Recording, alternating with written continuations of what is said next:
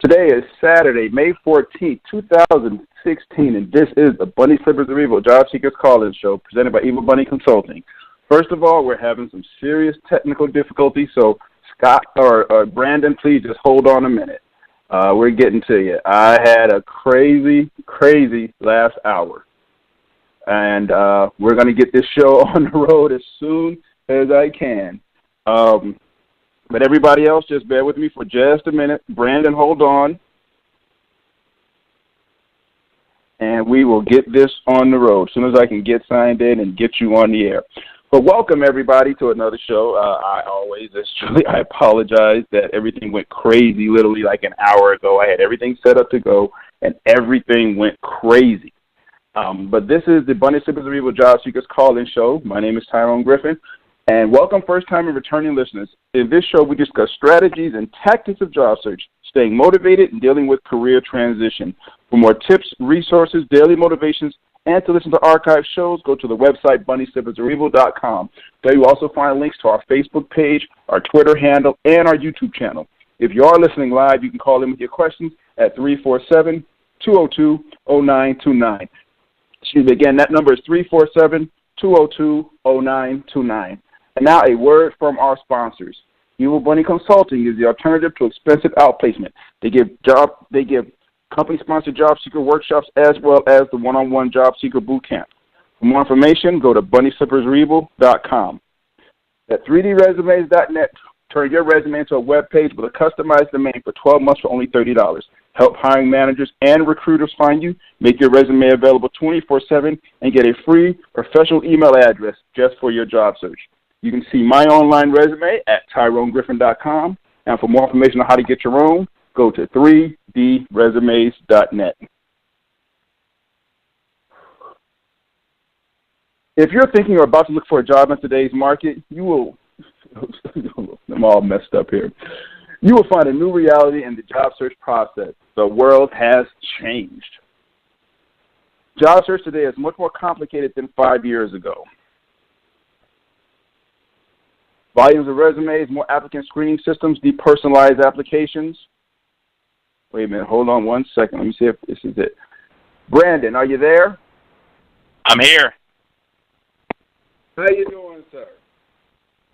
I'm doing well. How about yourself? Braner, can you hear me? I can hear you. Great. Let me turn this volume up. I apologize, Brandon. This has been my morning, and I'm usually a whole lot better prepared for the show. But this morning, everything, and I mean everything, went crazy about a half hour before it started. My computer rebooted, and I couldn't get in, and it was just a mess. So I apologize to you and everybody else, first of all, for the delay and no for problem. the craziness. So this week, I'm just going to try to jump right into the show this week. Brandon, tell us who you are. First of all, this is the first time we've actually had a recruiter on the show, and I thank you for your time and effort coming on here. I'm glad we were able to get this rolling. But tell us about yourself first of all. Your name is Brandon Braner. I'll start with that, and then you can take it from there. Who you work for and so on. All right. Well, yeah. Thanks definitely for having me. Like you said, I'm Brandon Braner. You and I worked together a little bit a couple years ago. I am a recruiter. So I've been in the recruiting industry for about 5 years now. Started right out of college and worked for one of the bigger recruiting companies, the biggest privately held recruiting company in the United States, probably close to being the biggest private held in the world now, in Aerotech. And I worked there. I worked for 3.5 years there. And what we did, we place people on a temporary to permanent, so contract to hire is another way to put it, and permanent basis.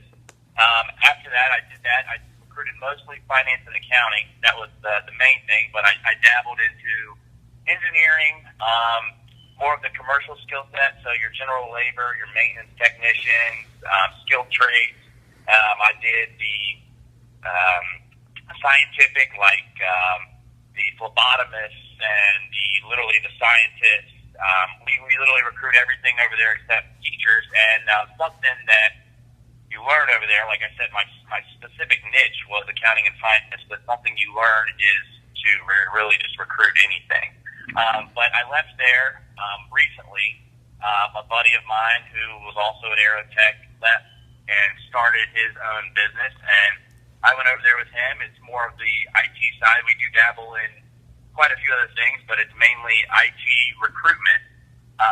So that's pretty much my background. I do have about 5 years of experience, and I've recruited pretty much everything under the sun except for, like I said, teachers, police officers, and helicopter pilots. Okay. No, that covers about everybody. Well, thank you again. Yeah. And again, Brandon, I do apologize. Trust me, the show goes a whole lot better than this. This morning, the long story short, my computer rebooted about 45 minutes ago on its own, and nothing would come up. And I couldn't log in. I couldn't. Yeah, it's been so I apologize. I truly apologize for that. But thank you. It's all right. Everything sounds good on my end. Yeah, I know. I saw you waiting. I'm like, I got to get this guy back in here. But today's show, what we want to talk about is what recruiters look for. And I think that's one of those, for people in the job search community, that's one of those things where it's like, I think it's like a unicorn. You know it's there, but you never see it. It's a mythical creature. So nobody really knows, what exactly a recruiter is looking for. So for me, I said, well, hey, let me get a recruiter on the show, and I can ask them, what do you look for? What kinds of things do you look for?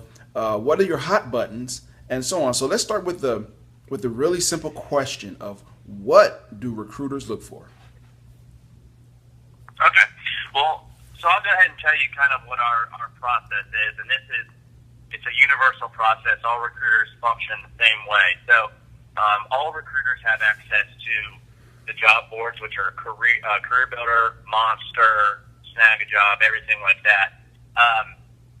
And the most simple way to put it is recruiters are going to look for keywords in your resume. Now that sounds simple and broad, but really it's not. So if I'm recruiting on a position, let's say I'm recruiting an engineer, right?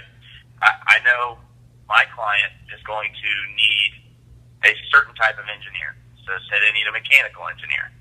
Okay, so my search is going to first start with the words mechanical engineer. Mm-hmm. So when I'm looking at a resume, I need to see the words I'm looking for because I haven't really spoken to you yet, right? Right. And I need keywords to pop as many times as possible. So kind of the way Career Builder and Monster and everything works to kind of give people a little bit of insight as to make their resume pop a little bit more. The more times you have the word I'm looking for in your resume, the more times the higher it's going to go to the top of the list of who we call. So we try to make our job as simple and efficient as possible, just like every other position ever. Everybody's job is to be efficient, right? So we're going to say I'm looking for a mechanical engineer that uses C# programming language and has worked in the aerospace industry and has designed a certain type of blueprint, right? Right. So I'm going to type in all those keywords, and that's going to cause resumes to pop to the top of the list. Well, whoever has the word mechanical engineer in there the most, and design and C# and aerospace, that person's coming to the top of the list. Mm-hmm. So before a recruiter ever even talks to you, they're going to see your resume. They're going to see that keyword. It literally comes up highlighted yellow on your resume. So if you have the words mechanical engineer, you have to have everything in there that we're looking for. So that kind of brings it back full cycle of what recruiters look for. I'm looking for someone's resume that has everything that I need first. That's the person I'm going to call first. Well, if you put in your resume, a lot of people have different methodologies about how to create a resume. Some people say keep it short, 1 to 2 pages, and just 1 to 2 bullet points under each line. Well, a lot of times that's fine and it's concise and it's easy to read. But recruiters, I read your resume just as long as the hiring manager does, and most people wouldn't know, would probably think that someone looks at their resume for maybe 3 to 5 minutes and reads their resume, right? Mm-hmm. It's honestly, it's 15 to 25 seconds. Mm-hmm. I can read your entire resume and tell you pretty much what you do in 15 to 25 seconds, and I couldn't be any more opposite of a speed reader. If I'm going to read a book, it's going to take me 3 minutes to read a page. Mm-hmm. But they're looking for the key words. So you don't need to have a resume that's 10 pages long with a ton of stuff, but you need to have the most important things in there. If you can put the job title of what you were in every single position, which everybody does, but if you can put everything, you need to start off your sentences with exactly what you did. Design, proved, numbers, like everything that you are able to do is going to cause people to call you more. Mm-hmm. Industry is huge. Because I'll be honest with you, Tyrone, when you and I started working together, I typed in information technology, analytics, and healthcare. And your resume was the first one. You were the first guy I called, and everything went smoothly. And that's how it happens sometimes. But that recruiters are going to look for the keywords at the top, and they need it to be clear and concise on there. So you don't need that. So the 2 to 3 bullet points, it can kind of it hurts you a little bit. You need to have 5 to 7, maybe even 10, if you did a lot over there a long time, mm-hmm. of bullet points of what you actually did. If you worked with multiple softwares, you need every single software, every noun you can think of mm-hmm. that will help you, a pronoun, anything like that. I mean, literally softwares, companies you worked for, anything like that, that's going to really cause your resume to pop to a recruiter, and they're going to call you.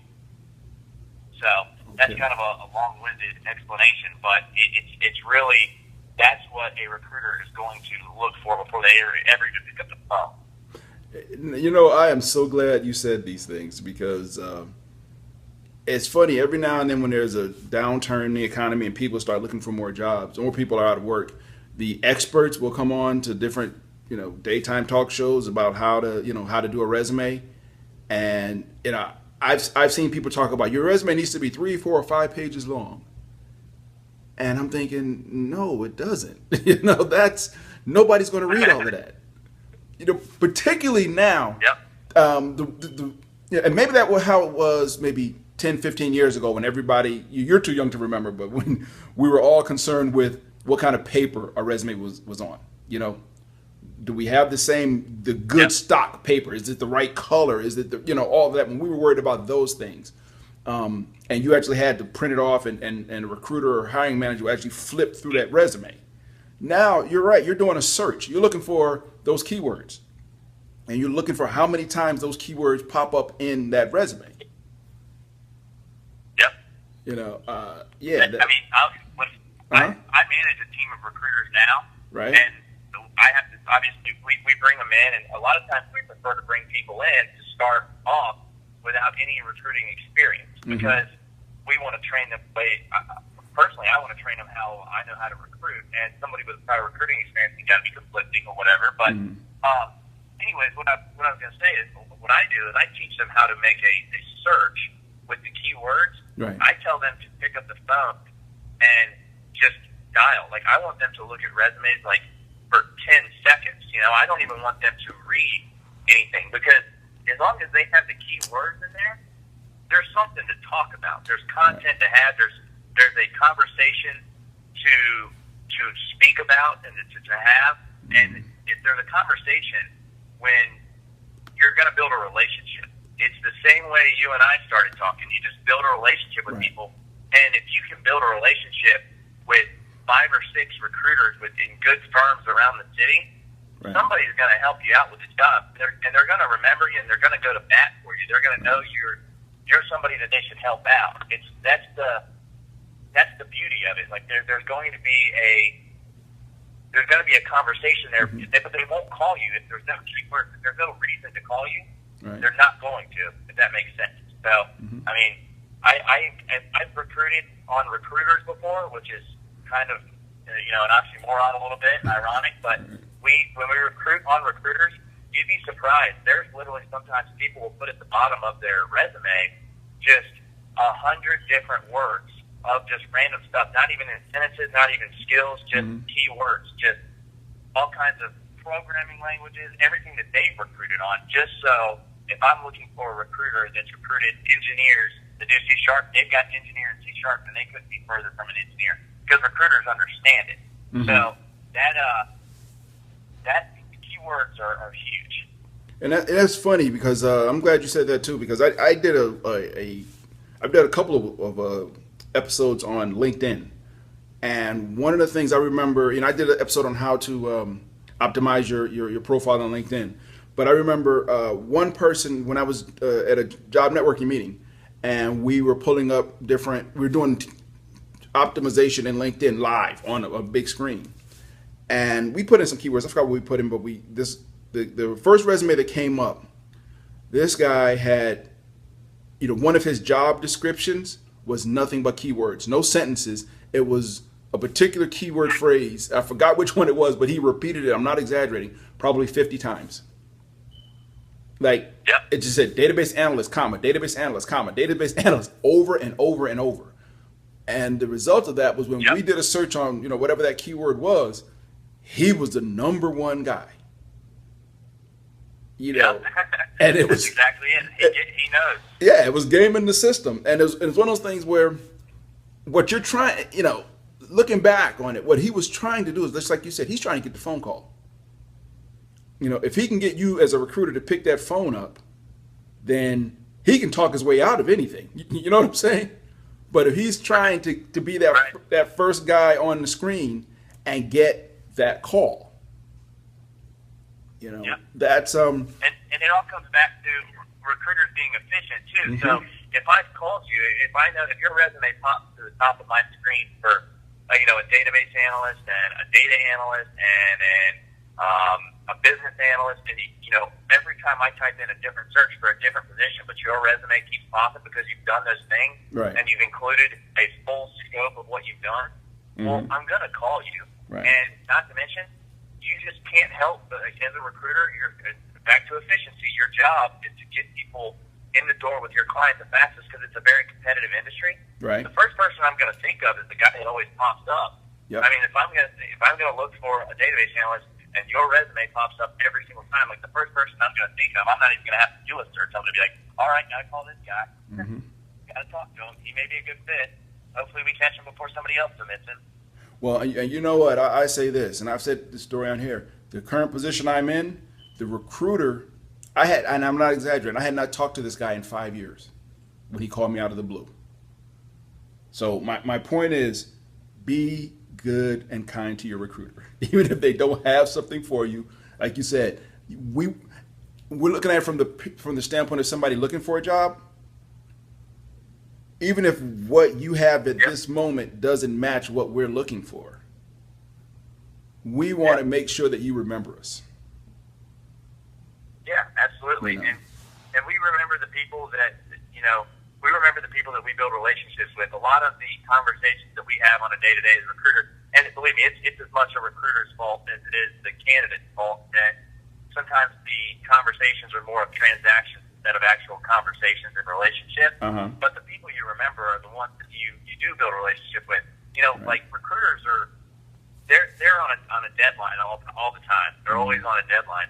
But if they're talking to somebody and they can network with people and get help, like that's the best way. So if a recruiter does call you, and I'm not just saying this because I'm in the industry, but if you will help yourself by building a relationship with that person, they have so much more insight into the market. I mean, you can go online and throw your resume to wherever you want, but everybody wants to go and get into Home Depot.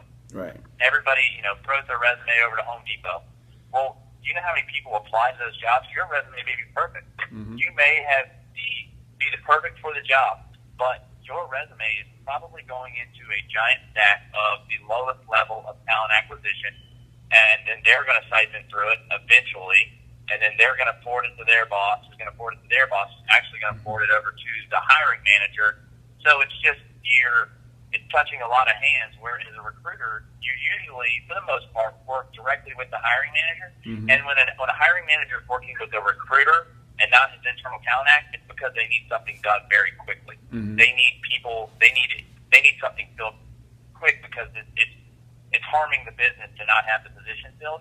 Mm-hmm. So we have a unique ability to get your resume to the top of the pecking order, for lack of better words.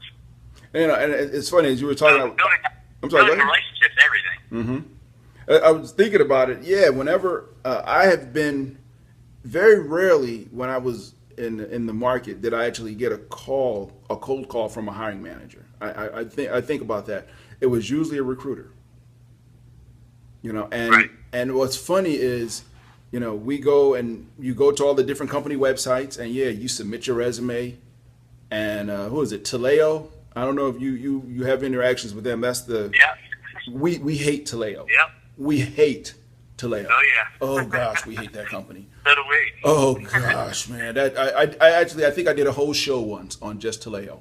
On why we just can't stand, when you have 55 accounts with the same user ID and password, but they will never just say, hey, we have an account for you. Let's use it. Anyway. But yeah, like I was saying, I've rarely heard directly from a hiring manager, but when you're in job search, your whole focus a lot of time is going after the companies. You're like you said, you're trying to get to Home Depot, you're trying to get to Delta, you're trying to get AT&T or whatever. You're trying to get there. You're trying to go directly there. When maybe a smarter way of doing it is to try to work through a recruiter who's already got a foot in the door there. Yep. So I'll tell you a quick story about that too. Just wanting to get in somewhere. So my mentor that really taught me everything I know about recruiting. I mean, this guy was a machine. He'd been in the industry about 25 years. He had a neighbor who was a very successful, high-level accountant, like an accounting manager, consultant. Mm-hmm.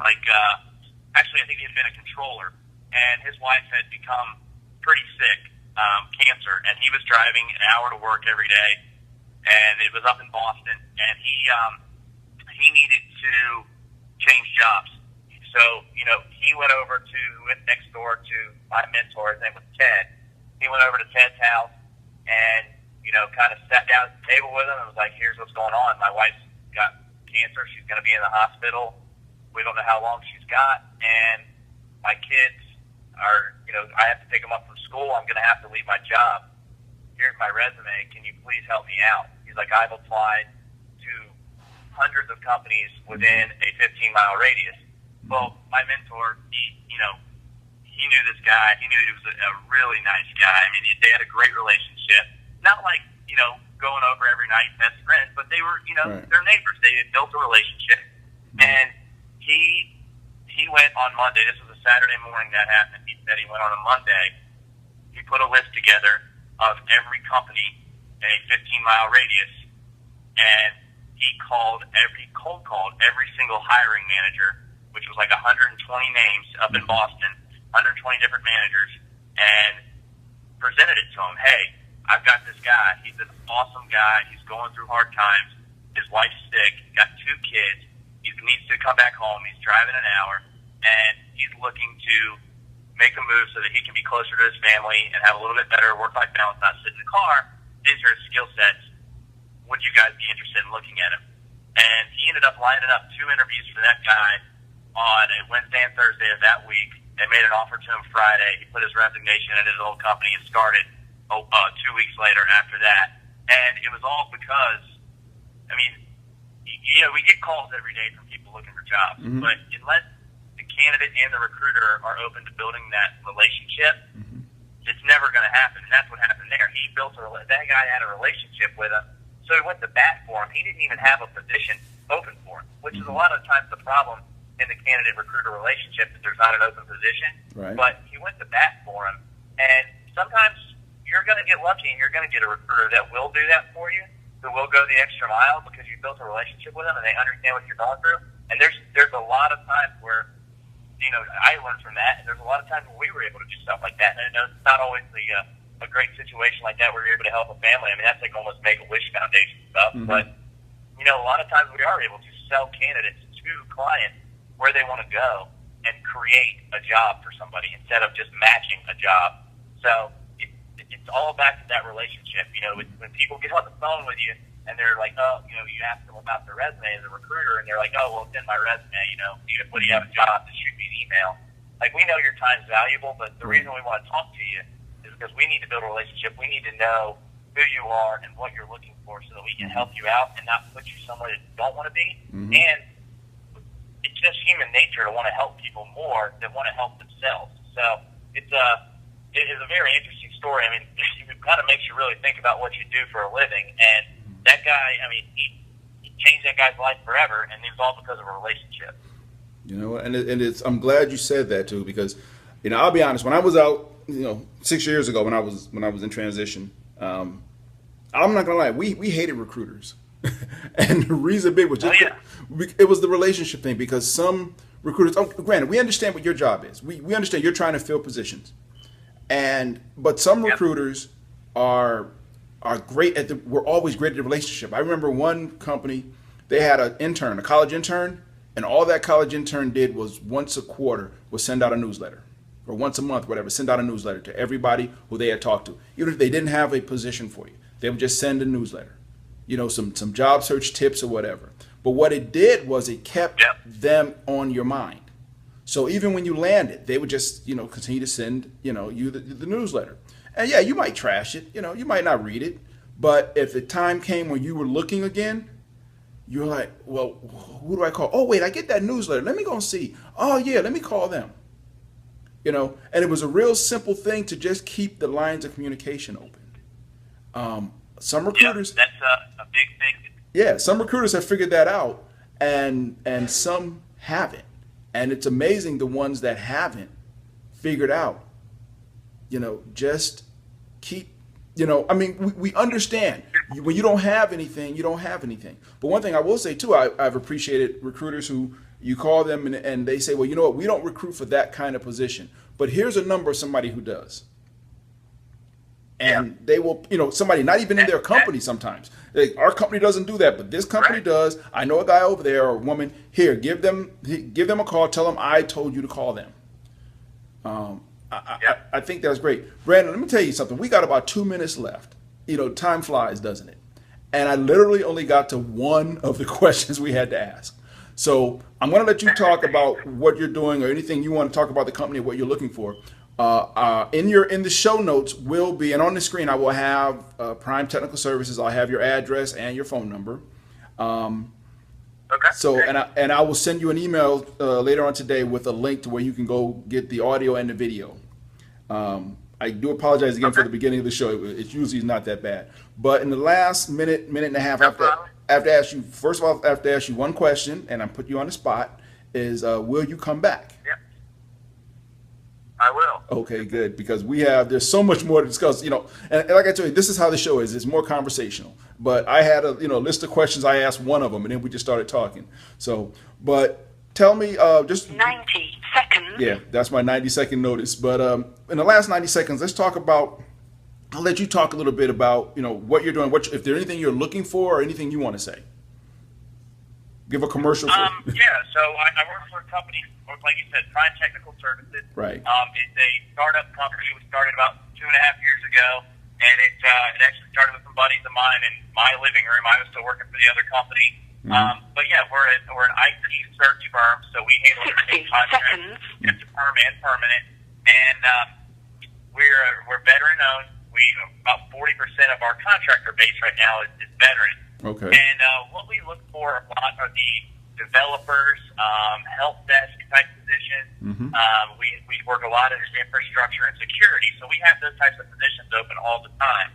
And I don't really know what the listening base it does, but feel free to reach out to me at any time. Like you said, put my contact info on there because I did work at Aerotech, and they fill everything. They're not IT. But I know all those guys over there. Have a ton of great relationships with those people. And if you want help, just reach out to me. I can get your resume over to those people and make sure that they give you a call. And really set you in the right direction. So, 10 seconds. I appreciate you letting me on, Tyrone. I will come back and talk more. I know I go off on a rant. No, it's okay. Thank you very much. With that, I got to end the show. But Brandon, thank you, and I will shoot you an email shortly, and I will get you back on again. Thank you so much for coming on. Everybody else, have a great week, and we will talk soon. Take care, and bye-bye. Bye-bye, Brandon. All right, thanks for having me. Whew, thank you, Jesus.